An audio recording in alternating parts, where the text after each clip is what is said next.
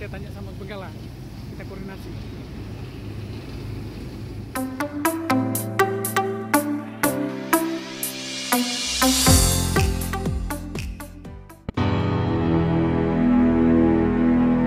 Tim SAR gabungan melaksanakan operasi SAR terhadap sebuah kapal kontainer yang kargonya terbakar di perairan Sabang, Aceh pada hari Sabtu tanggal 16 April tahun 2022 pukul 2 lokal time.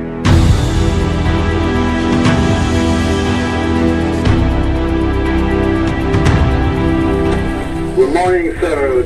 Captain speaking. So, like I told before, we managed to extinguish the fire, so we don't need assistance for now.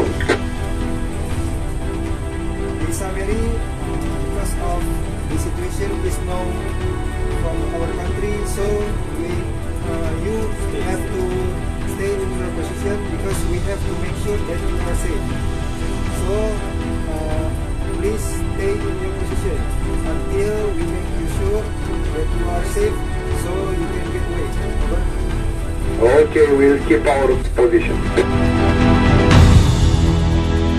Kapal CMA-CGM Lisa Mari berbendera Malta berlayar dari Jeddah ke Port Klang, Malaysia, saat tiba di perairan Sabang pada posisi 06 derajat 12 kaki 48,00 IJN 95 derajat 23 menit 48,00 detik timur. Salah satu muatan kapal kontainer terbakar, diduga dari korsleting listrik.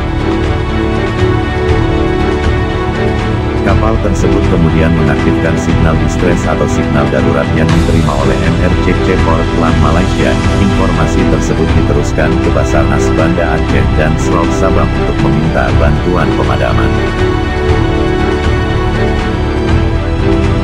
Pada pukul 6 tim SAR gabungan dengan menggunakan kapal KN SAR Kresna milik Basarnas Aceh dan KN Selat Benggala milik Navigasi Sabang tiba di dekat kapal Lisa Mari pada koordinat 05 derajat 59 kaki 19,37 IJN 95 derajat 10 menit 16,67 detik timur atau sekitar 9 nautical mil di utara Sabang.